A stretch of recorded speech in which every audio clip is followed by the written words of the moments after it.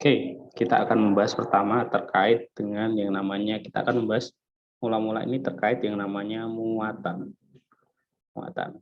Sebelum kita masuk muatan, kita akan membahas hal yang paling mendasar dulu dari suatu muatan.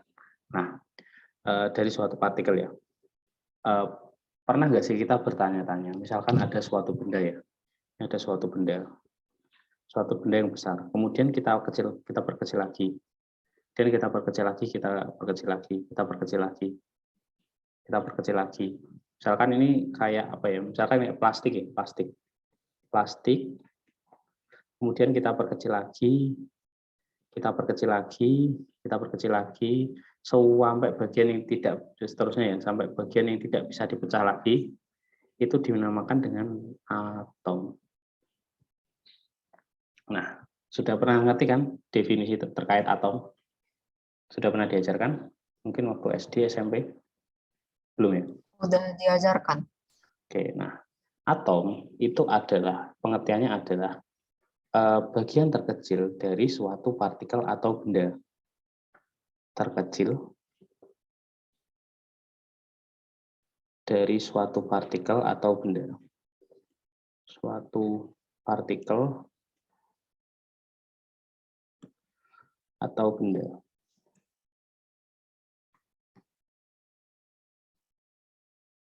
Nah, ini yang diucapkan oleh Demokritus. Ini definisi oleh Demokritus pada abad pertengahan, abad sebelum Masehi ya. Nah, kenapa saya bahas terkait terkait pengertian atom dulu? Karena nanti ketika kita ingin mempelajari gejala listrik ya, kita pertama-tama terlebih dahulu harus mengetahui terkait definisi dari sebenarnya bagian apa sih dari listrik itu yang bergerak. Kenapa bisa muncul tegangan, kenapa bisa muncul arus. Di sini saya ngajarin filosofinya juga. Nah, kemudian setelah ditemukan atom ini, kemudian ini oleh Dalton dan Demokritus ya, Dalton juga ya. Setelah itu ditemukan ternyata dalam atom itu ternyata masih ada bagian-bagian yang lebih kecil lagi. Banyak perkembangannya mulai dari zamannya perkembangan atom itu banyak, mulai dari perkembangan teori pertama ya. Mulai dari ini atom adalah bagian suatu terkecil suatu benda. Ini dikemukakan oleh Dalton, suatu benda. Ini yang di teori yang diucapkan oleh Dalton. Kemudian ada lagi yang menyelidiki terkait sebenarnya dalam atom itu ada nggak sih bagian yang lebih kecil lagi. Nah, ternyata ditemukan ada bagian lebih kecil lagi yang bermuatan dalam atom. Ada bagian yang lebih kecil daripada atom. Yang lebih kecil dari atom. Kecil dari atom. Namanya adalah elektron. Nah, ini ditemukan oleh namanya elektron. Ini ditemukan oleh yang namanya Thomson. Elektron. Nah, ini penemunya adalah Thomson namanya. Thomson melalui teorinya namanya teori Rotyki-Smith. Seperti itu. Itu nanti bisa kamu baca sendiri bagaimana teori Rotyki-Smith itu ya. Dan seterusnya ya, hingga muncul akhirnya teori fisika modern. Teori kuantum modern akhirnya oleh Niels Bohr ditemukan. Niels Bohr bahwa atom itu terdiri dari menyatakan bahwa atom terdiri dari terdiri dari inti atom dan kulitnya. Nah, inti atom itu dia terdiri dari yang namanya neutron dan proton. Neutron dan proton, seperti itu ya. Nah, sedangkan kulitnya sendiri itu terdiri dari namanya orbit dan elektron. Seperti itu. Nah, ini untuk dasarnya dulu ya. Dasar kita mengenal yang namanya listrik. Oke, dari sini dulu mungkin bisa dicatat ya. Saya catat jelek-jelekan nggak apa-apa. Ini perkembangan teori atom mulai dari pengertian pertama dulu. Atom itu dihipotesiskan oleh Demokritus sebenarnya bagian terkecil suatu benda itu ada dan dia itu nggak bisa dipecah lagi setelah benda tersebut itu dipecah-pecah seperti itu. Nah, itu dinyatakan oleh Demoskritus. Kemudian Dalton menemukannya, ternyata namanya adalah apa itu? Namanya adalah atom. Kemudian ditemukan lagi bagian terkecil dari lebih kecil dari atom, namanya adalah elektron. Kemudian baru dicetuskan yang paling akhir itu bahwa atom itu sebenarnya terdiri dari inti atom dan kulit atom. Nah, kulit atom terdiri dari neutron dan proton, sedangkan inti atom terdiri dari neutron dan proton, sedangkan kulitnya terdiri dari elektron. Seperti itu. Silakan dicatat dulu ya. Ini adalah dasarnya ya.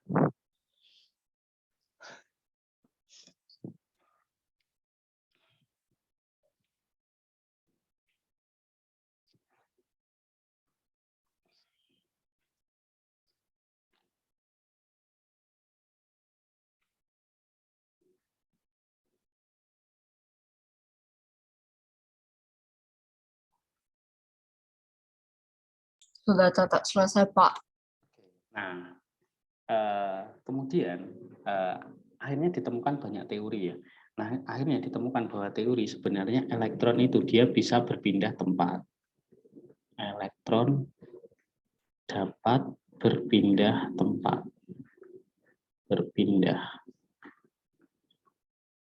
Hal ini dikarenakan apa? Karena sebenarnya suatu partikel, suatu atom atau partikel itu dia mencari yang namanya kondisi stabil. Suatu atom mencari kondisi stabil. Cari kondisi stabil. Nah, kondisi stabil ini itu kondisi stabil yang dimaksud di sini itu adalah kondisi saat elektron saat komposisi elektron dalam suatu atom itu tepat. Komposisi elektron. Sisi elektron yang dimiliki tepat. Yang dimiliki itu tepat.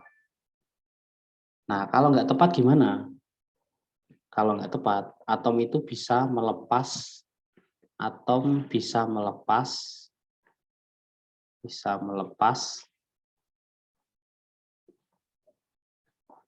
menangkap elektron Nah, kondisi saat melepas itu bagaimana? Melepas itu saat kelebihan elektron. Nah, kalau kurang itu dia akan cenderung untuk menangkap elektron seperti itu. Itu karena elektron itu dia pasti berusaha mencari kestabilannya. Kayak gitu. Oke, dari sini dulu bisa dipahami belum? Coba itu dulu ditangkap dulu ya. Bisa dipahami, Pak. Nah, suatu atom atau suatu partikel apabila dia kelebihan elektron itu dinamakan dengan apabila kelebihan elektron sehingga dia itu muatannya positif kan. Ingat, kelebihan elektron ini bisa jadi dia itu kondisi stabilnya itu dinamakan dengan anion. Kemudian yang kekurangan ini namanya kation. Di anion ini muatannya negatif. Contohnya yang bermuatan negatif apa? Kalau kamu sudah belajar terkait atom pasti ngerti. Misalkan ada lambang Cl kayak gitu. Nah, Cl ini dia untuk stabilnya dia perlu satu lagi elektron sehingga Cl itu ditambahin di atasnya Cl min sehingga ini dikatakan bahwa dia itu bermuatan negatif kayak gitu. Bermuatan negatif. Seperti itu ya. Nah, kemudian apabila suatu partikel atau suatu benda itu kekurangan elektron,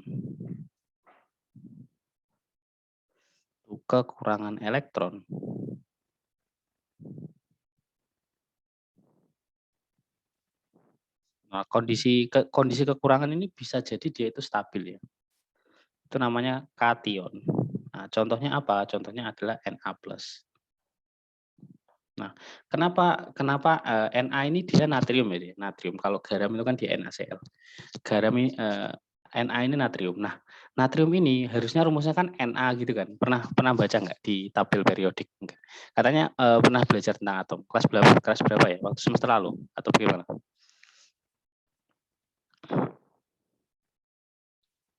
Jadi gimana sih? Halo? Iya, Pak. Terlalu ya. Pasti ada lambang Na dan seterusnya. Pokoknya ini seperti itulah. Na plus ini dia dinyatakan bahwa dia itu bermuatan positif. Muatan positif. Positif. Seperti itu ya. Nah, itu untuk dasar listrik dulu ya. Jadi sebenarnya setiap apa itu? Setiap benda, entah itu dia dia itu atom ataupun apa ya, sekecil apapun benda dia itu mempunyai yang namanya muatan listrik. Tetapi muatan listriknya ini dia itu bisa muatannya itu netral atau nol. Contohnya kalau ada muatan netral atau nol itu contohnya Na biasa. Kayak Na biasa ini dia nggak stabil, dia cenderung ke Na plus. Dia bermuatan positif kayak gitu. Jadi muatannya itu bisa dikatakan dia itu kekurangan elektron sehingga dia itu muatannya positif. Kemudian kalau contohnya seperti Cl itu dia bermuatan negatif karena dia itu kelebihan satu elektron kayak gitu. Jadi intinya kapan benda itu dikatakan bermuatan positif itu saat dia kekurangan elektron. Kapan benda itu dinyatakan bermuatan negatif saat benda itu kelebihan elektron. Nah, seperti itu ya. Bisa dipahami? Bisa ya? Bisa dipahami. Oke. Oke, sekarang coba ini ditulis dulu.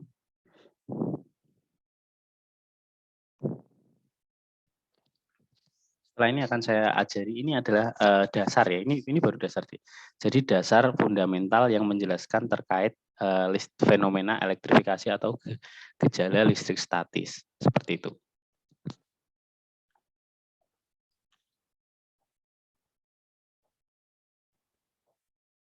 Sudah selesai, Pak.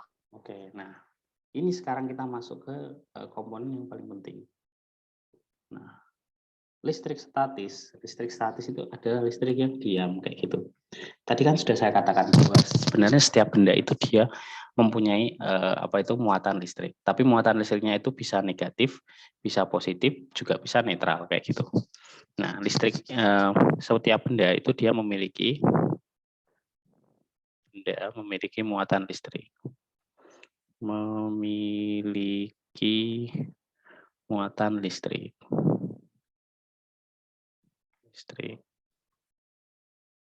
Tetapi muatannya ini bisa positif, bisa juga negatif, bisa juga netral kayak gitu. Bisa juga netral. Positif saat apa? Saat jumlah proton lebih dari jumlah elektron. Lebih dari jumlah elektron.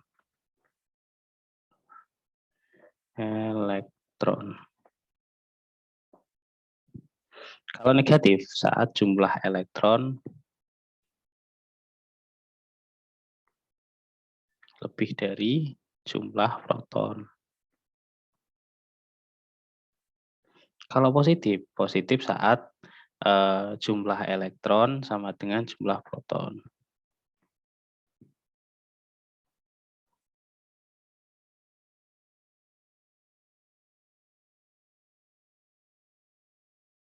Nah, dari sini dulu paham ya?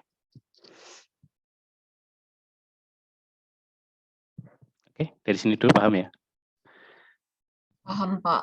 Nah, kemudian pernahkah kamu mengamati seperti ini? Ini ada potongan, ini kita sekarang akan masuk ke fenomena listrik statis. Nah, sebentar, listrik statis adalah listrik yang diam ya. Listrik statis itu menjelaskan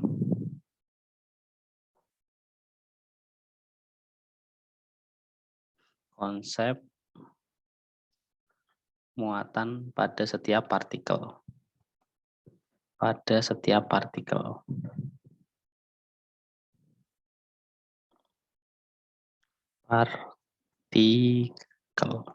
Jadi listrik statis itu dia menjelaskan bagaimana munculnya muatan pada setiap partikel, kemudian bagaimana munculnya gaya tarik menarik, gaya tolak menolak itu listrik statis kayak gitu. Nah, di listrik statis sendiri ini contoh fenomena yang paling sederhana.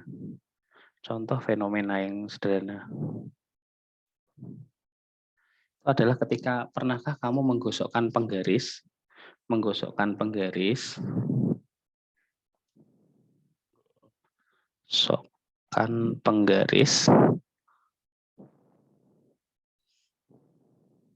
ke rambut. Ini menggosokkan penggaris ke rambut, kemudian penggaris yang sudah digosokkan,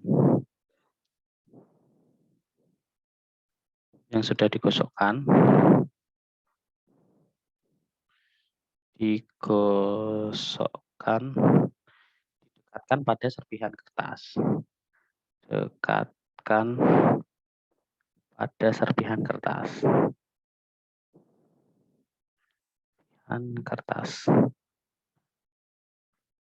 Apa yang terjadi saat kamu menggosokkan penggaris ke rambut, kemudian penggaris yang sudah digosokkan itu kamu dekatkan ke serpihan kertas. Kira-kira penggarisnya akan menarik serpihan kertas nggak? Penggarisnya akan menarik serpihan. Ya, benar. Itu adalah salah satu contoh paling sederhana dari listrik statis. Nah, sebenarnya konsepnya itu bagaimana? Sebenarnya konsepnya seperti ini, Dik. Awalnya muatan konsep dari ini ya, penjelasan konsep ini sebenarnya seperti ini. Apa itu? Ketika penggaris kamu gosokkan, ya kan, garis kamu gosokkan ke rambut,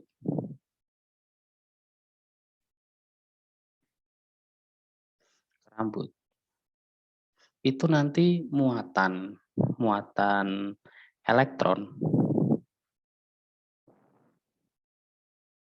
akan berpindah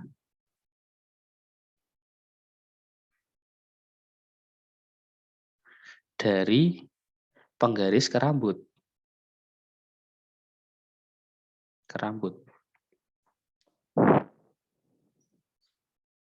Nah, karena muatan elektron itu banyak yang berpindah ya. Ini misalkan penggaris ya, ini penggarisnya ya. Ini penggaris. Kemudian ini rambut ya, ini kepala. Dan rambutnya sembarang lah. Rambut lah pokoknya. Rambut. Ini orangnya, sorry gambarnya jelek kayak alien ya. Serem ya orangnya. Pokoknya intinya gitu. Ini ada rambut, ada orangnya. Nah, karena digosokkan ke rambut, ini rambut ya, rambut. Maka nanti akan terjadi perpindahan elektron dari penggaris ke rambut. Ini elektronnya akan pindah. Elektron kita lambangkan E. Elektronnya akan pindah. Nah, ketika elektronnya nanti pindah, maka penggarisnya akan bermuatan positif. Garis bermuatan positif. Sedangkan rambut akan bermuatan negatif. Kira-kira kenapa penggaris akan bermuatan positif? Dia kira-kira mendapatkan proton atau kehilangan elektron? Kalau dari konsep yang saya jelaskan tadi. Dia kehilangan elektron atau mendapatkan proton. Bagaimana?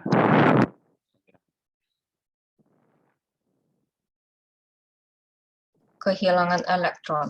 Benar, kehilangan elektron. Karena elektronnya berpindah dari penggaris ke rambut, kayak gitu. Nah, ketika kertas yang muatannya netral itu kamu tarikkan ke penggaris, maka dia akan tertarik kan. Hari ini karena muatan negatif dari rambut, muatan negatif dari ini ya muatan negatif dari kertas, serpihan kertas, itu nanti akan pindah ke penggaris. Jadi ini fenomena setelah digosokkan ya, sebentar. Ini saat digosokkan, bentar saya tulis biar gampang ya. Jadi ini fenomena saat digosokkan, fenomena saat menggosok,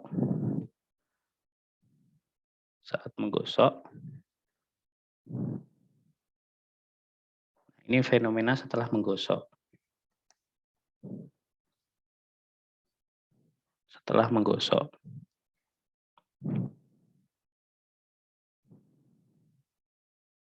Nanti kan penggarisnya kan muatannya negatif. Ya, penggarisnya muatannya positif. Penggaris muatannya positif. Kemudian kertas muatannya netral kan. Kertas muatannya netral. 0. Maka nanti serpihan kertas tadi, ini serpihan kertasnya ya, ini penggaris, ini serpihan kertas. Nah, penggaris dia akan menarik serpihan kertas dengan harapan dia mendapatkan elektron dari serpihan kertas. Mendapatkan elektron dari serpihan kertas. Dari serpihan kertas.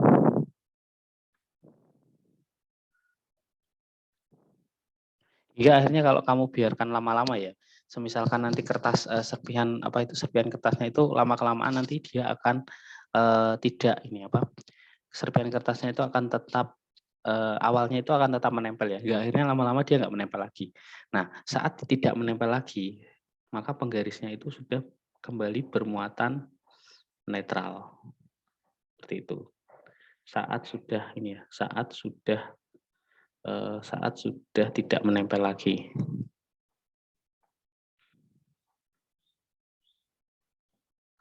Nah, seperti itu teorinya untuk contoh fenomena listrik statis yang paling sederhana. Sebenarnya ada fenomena lain lagi, Dek. Tapi kalau saya saya jelaskan nanti kita nggak bisa masuk ke teori-teorinya yang penting. Seperti teori yang pertama itu adalah terkait dengan gaya, kemudian medan listrik, kemudian ini beda potensial listrik seperti itu. Nah, dari sini dulu ada yang ditanyakan atau silakan ditulis. Sudah ditulis belum? Sudah ditulis, Pak. Oke, ini kan fenomena-fenomenanya ya, mulai dari yang paling penting itu kita harus memahami ya, yang menjadi pegangan kita satu, bahwa ini yang menjadi pegangan ya. Saya tandai merah ya. Nah, yang harus menjadi catatan penting. Penting bahwa muatan negatif artinya dia kelebihan elektron. Artinya kelebihan elektron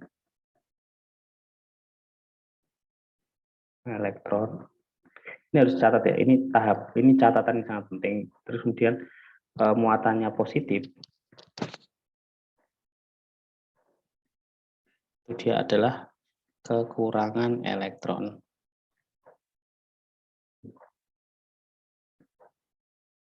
Kemudian yang bisa berpindah itu hanya elektron. Yang bisa berpindah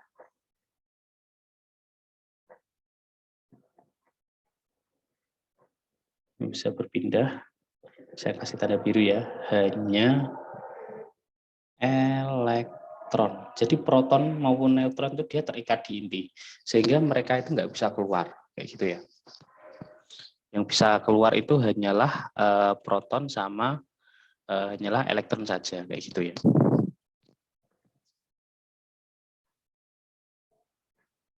Halo, apakah suara saya terdengar ya dengan jelas?